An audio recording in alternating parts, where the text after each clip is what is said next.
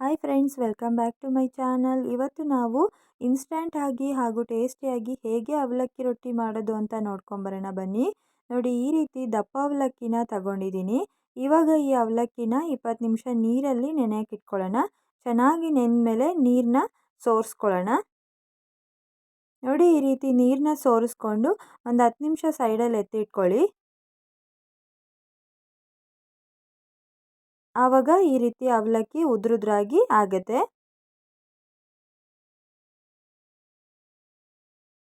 ಇವಾಗ ಈ ಅವಲಕ್ಕಿಗೆ ನಾವು ಈರುಳ್ಳಿ, ಕ್ಯಾರೆಟು, ಹಸಿರುಮೆಣಸಿಕಾಯಿ, ಕೊತ್ತಂಬರಿ, ಕರಿಬೇವು ಎಲ್ಲವನ್ನು ಹಾಕ್ಕೊಂಡು ಮಿಕ್ಸ್ ಮಾಡ್ಕೊಳ್ಳೋಣ.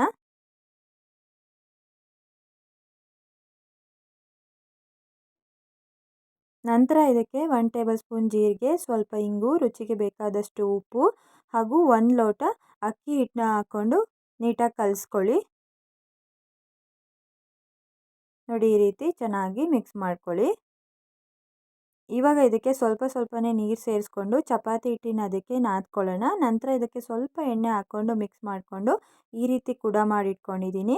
ನಂತರ ಒಂದು ರೊಟ್ಟಿ ಮಿಷಿನ್ ತಗೊಂಡು ನಾನು ಈ ರೀತಿ ಪೇಪರ್ಗೆ ಎಣ್ಣೆ ಹಾಕ್ಕೊಂಡು ಈ ರೀತಿ ಒತ್ತಿಟ್ಕೊಂಡಿದ್ದೀನಿ. ಇವಾಗ ಒಂದು ಹಂಚನ್ನ ಕಾಯಕ್ಕೆ ಇಟ್ಟಿದ್ದೆ. ನಂತರ ಈಗ ಇದಕ್ಕೆ ರೊಟ್ಟಿ ಹಾಕ್ಕೊಂಡು ಸುತ್ತ ಎಣ್ಣೆ ಹಾಕ್ಕೊಂಡು ಈ ರೀತಿ ಎರಡೂ ಸೈಡು ಚೆನ್ನಾಗಿ ಬೇಯಿಸ್ಕೊಳ್ಳಿ.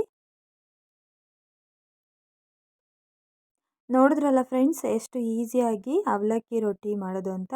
ನಾನು ಮಾಡಿರೋ ರೆಸಿಪಿ ನಿಮಗೆ ಇಷ್ಟ ಆಗಿದ್ದರೆ ನನ್ನ ಚಾನಲನ್ನು ಲೈಕ್ ಮಾಡಿ, ಶೇರ್ ಮಾಡಿ, ಕಮೆಂಟ್ ಮಾಡಿ ಹಾಗೂ ಪ್ಲೀಸ್ ಸಬ್ಸ್ಕ್ರೈಬ್ ಆಗೋದನ್ನು ಮರಿಬೇಡಿ. Thank you.